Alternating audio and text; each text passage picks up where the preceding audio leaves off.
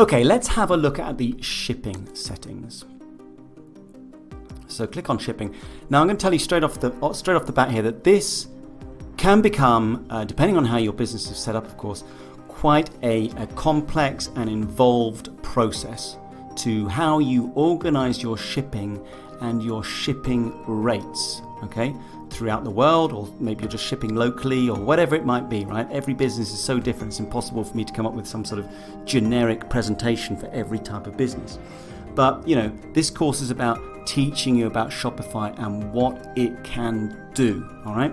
So that's really what I want to focus on here. So the first thing is we have a shipping origin, okay? So the store, where that store's actually shipping from, this would be the address. Now, that could be different, of course, from your actual registered business address. If you take that example of the company in Singapore that I was talking about just now, that person could be shipping, say, from China or from India and then selling all over the world. Right, so that would be the shipping from. That's where when the customer receives the product, they're going to see this shipping from address. So you would edit this address if it was different. If we scroll down, we get into a pretty hefty subject here of zones and rates. Okay, but if you just imagine, you know, I'm sure you can sort of see that the world can be quite easily divided up into shipping zones. Should you want it to be that way, you might have, in this case, as I've already got here set up, Canada, Mexico, and the US is one zone, and then we got the rest of the world. And the reason we do that is because we might want to have different rates for sending our products to those countries. Yeah, it might be more expensive to send it to the United States, and it might be less expensive to send it to the rest of the world. Or we could set up something just specific for one country. In fact, let me just show you how that would work. Let's say if we wanted to add in a shipping zone, another one, we'd click on Add Shipping Zone here. And let's say we wanted to ship to the United Kingdom. So we call it, our name would be the United Kingdom. And then we're going to add some countries. Now, in this case, it would just be one country, the UK. But you can see how you would build that up. If our shipping zone was, you know, Europe, we'd be adding in a lot more countries. Excuse me. Click on Add. Now, as I was saying to you before, with these different zones, you can set up different types of rates to ship to those zones. And there are two different ways of doing this, okay? There's price-based and there's weight-based. There's also calculated rates, as you can see at the bottom there. But primarily we're talking about price-based and weight-based. So if I click on price-based,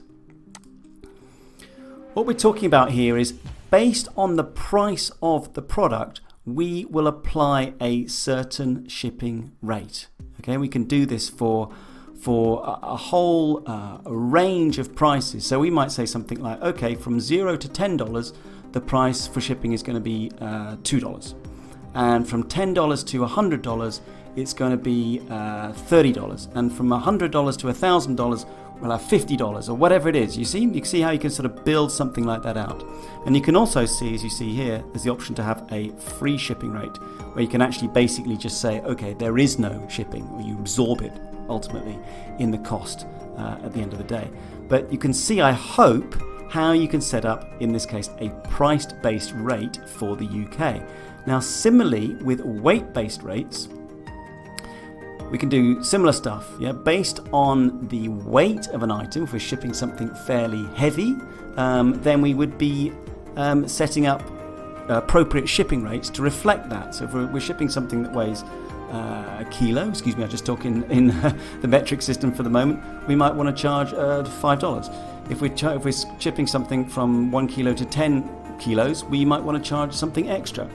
All those things are going to be worked out, you know, in the business as to how much you're actually going to be charging, and it's all going to be entered here, because then the whole system later on down the road is going to take care of it as people order off your site, or off the person's site.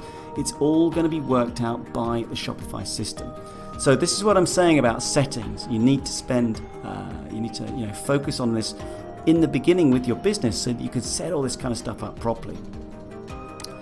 Now, the last one here, calculated rates. This is from shipping and carriers and stuff. I'm not going to get into that. I think that's probably enough to absorb for the moment. So let's just click on Save and then return to shipping. And we can see now that we've got 3 shipping zones, as you would expect. We've got domestic, Canada, Mexico, United States. It's saying domestic for me because the address I put in was in Atlanta. That's where it thinks I'm based, so that's what it considers to be domestic.